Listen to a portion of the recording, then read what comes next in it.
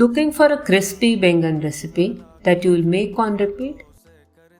Let's dive into this Lehsuni Baingan. Slice the eggplants lengthwise and make diagonal slits.